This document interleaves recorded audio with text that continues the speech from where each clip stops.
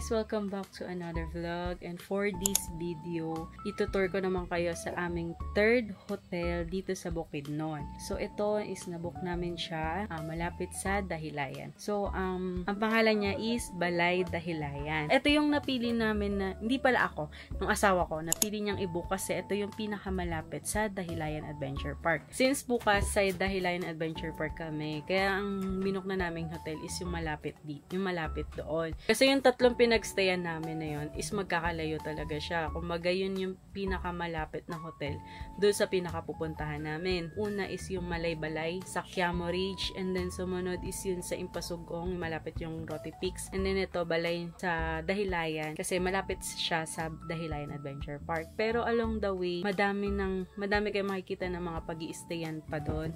Marami dito mga hotel na malalapit. Pero yun nga, siya kasi namili, so wala akong choice. Dito yung napili niya, malapit. Medyo pricey siya kasi nga good for 4 siya. Ang price nito is 2,500. Good 2 to 4 packs na siya. Since dalawa lang kami, so medyo mahal para sa amin. Yun, ipapakita ko na lang din sa inyo kung ano ba yung itsura nung room namin, and then yung kung ano yung makikita nyo sa labas, kung may magandang view din ba, and then syempre yung mga madadaanan punta dito.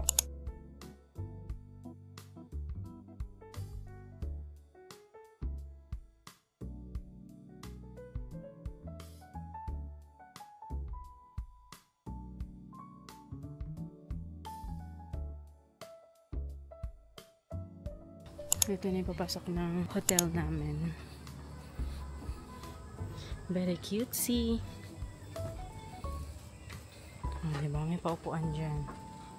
Tapos, ayan yung view. And then, meron sila, unlimited pala yung water dito. Bumili pa tayo madami. So ito, maliit lang siya. Kita ba? Ayan o, good for 4. Ito yung CR. May sariling CR naman siya. Malinis naman.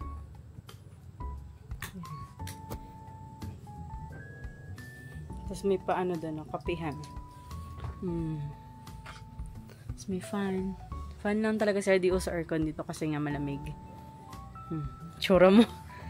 So, yun ang kagandahan. May free wifi naman sila dito. Parang halos lahat naman ang pinagstayan namin is may free wifi. Kaso nga lang mahina siya. Pero, yung signal naman is okay. Kaya, makakapag-data pa naman. So, ayan yung view ng labas ng hotel namin. So, dito tayo. Yan pa yung mga ibang mga bahay. Ito yung motor namin.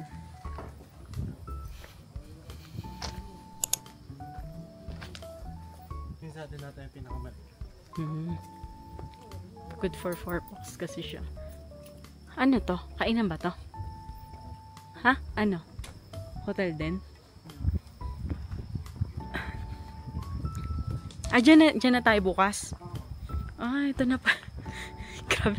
Ang lapit nga lang natin. Ayan o. Gaganda ng view. Ito pala yung pa-exit. Medyo madaling daan. No, kasi kanina sa pa-entrance, di ko na napakita. Sobrang tarik. Ginurn. May trauma na ako. Saan ba tayo? Hihingal na ako. So ngayon, sabi niya, hindi daw kami kakain ng rice or magdi-dinner na. So ngayon, naghahanap kami ng makakainan. Talaga paggutomin yung kasama mo. Ayan o. Yung forest part. Diyan kami bukas. Saan yung adventure park? Dito lang. Mag-ibang entrance ata yun, no? May nag-offer din pala dito ng mga horseback riding. Wala, sayang. Mas maganda yun sa sa Communal Ranch. Kaya wag na lang. So, ayan na yung Dahilayan Adventure Park. Ito may mga bilang pala pa sa lubong. Ayan.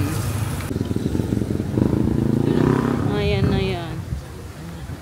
Dahilayan Adventure Park. Ha? Sweet corn. Ayaw mo nung yung, ano yung sasabi mo? Binaki ba yun? Ito yung dinaanan namin kanina. Sobrang tarik. Pero kaparaso lang naman yan. So, lumabas kami para maghanap ng mga kainan. At ang nahanap namin ay sweet corn. Pambata eh. Ang gusto ko matry dito is yung binaki? Binaki. Ano daw siya? Giniling na corn. Tama ba? Hinihingal ako? Giniling na corn. Saan ba tayo dito? Ligawin talaga eh. Kaso wala siya dito. Ang dami namin dinaanan. Kasi di na kami nakahinto. Sana matry natin. Kasi yun daw yung isa sa delicacy dito. Nagtanong kami dun sa 7-Eleven nung nakaraan. Yun yung sinabi nila sa amin. Sarap daw yun. Pansamantala, sweet corn muna tayo. Dami rin dito mga hotel no. Ay mga room. Pag hotel, sabihin mo. Room. Accommodation. Bakit? Hindi naman mga hotel. Okay. Lahat ng totoo yung basta. At mapa hotel, hostel, accommodation lang. Okay. Ayan, may ano tayo. Trivia. Nasaan kasi ako eh. Pag hindi sa atin hotel. Hindi, kasi baka may makapanood sa'yo. Hindi naman hotel, hindi naman. At least ikaw na nag-correct. Ganda. Ganda rin mag-picture dito. Pero bukas na lang. Cutie. So yun, ang maganda lang dito. Ayan, pwede ka na mag-chill.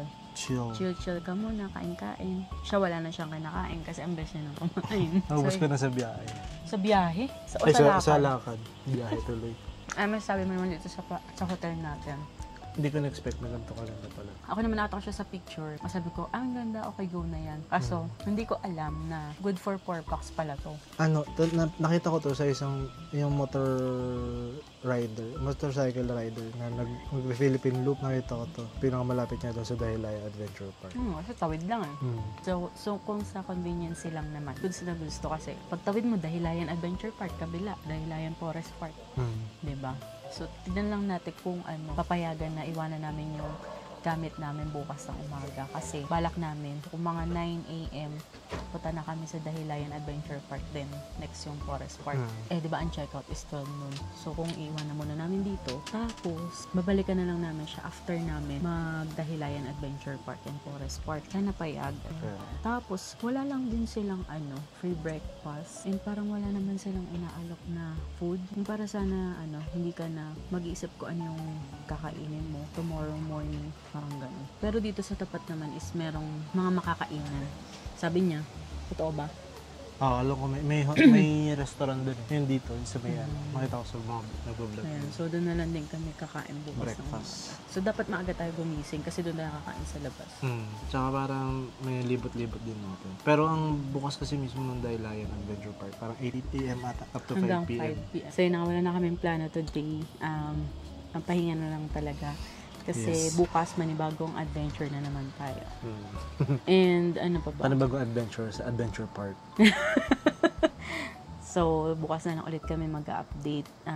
Mag-Netflix and chill muna dahil malakas ang data dito. And then, charge ng mga gadgets. Wi-Fi wala nga lang. Meron may Wi-Fi kaso doon sa bungad. Parang ganoon din sa mga pinag-i-stayan natin eh. Kunyari doon sa may kainan, doon lang malakas yung Wi-Fi. Pagdating mo sa room, wala na. Pero at least dito, malakas yung data. May data. Na-try ko din.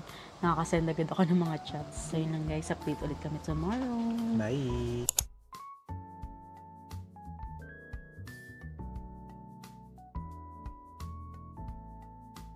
Hello guys, good morning. So ayan, nakapag-ayos na kami and ready to go na. So i-share ko lang yung experience ng tulog namin. Yun, di na kami nag-electric fan kasi nga sobrang lamig. Buong tulog namin, hindi na kami nag-electric fan kasi grabe yung lamig. As in talaga sobra. Yung, eto kasi yung butas dito, ayun, pumapasok dyan yung hangin. Tapos, tawag to sa CR namin, pag pumasok ka sa CR, mas malamig. So, buti na lang talaga, meron silang, heater. Kung hindi ako makakaligo. Yung electric fan, hindi na nga namin siya inopen. Pero kanina tinry ko kasi nagpatuyo ko ng buhok. Hihina din. Parang walang electric fan. Tapos, ang kuryente pala dito, may kuryente sila, pero merong ilan din na naka-solar. Ayun, kahit si Christian na hindi naman sobrang lamig, nilamig din siya. Nahirapan din siya maligo kagabi. Tsaka kanina. O kagabi, kahit pagtapos siya maligo, nilalamig pa din siya kasi ang lakas ang hangin.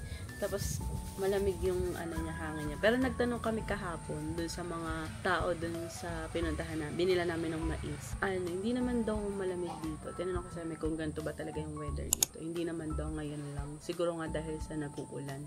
Kaya lumamig din yung simoy ng hangin. Siguro kung normal siya yung maaraw, presko lang. So, yun lang. Kung i-rate ko tong room, ay yung accommodation namin, siguro 9/10. Hindi. 8 over 10. 8 over 10, yung siguro nagpapawa sa akin is yung wala nga silang pa-breakfast or kahit ma-orderan man lang sana ng pagkain. And yun nga, sobrang lamig dito. Ano ba? Okay naman yung stay namin. Very convenient kasi tapat lang nito. Doon na yung pupuntahan natin Dahilayan Adventure Park. So, kung magdadahilayan Adventure Park kayo and gusto nyo yung malapit lang talaga, pwede dito. Lalo na kung madamihan kayo, mas makakamura kayo. So, yun lang guys. And na dito yung vlog. Hindi pa kayo nagsasubscribe, mag-subscribe na kayo and pa-like and share na din ang ating video. Thank you for watching. Bye!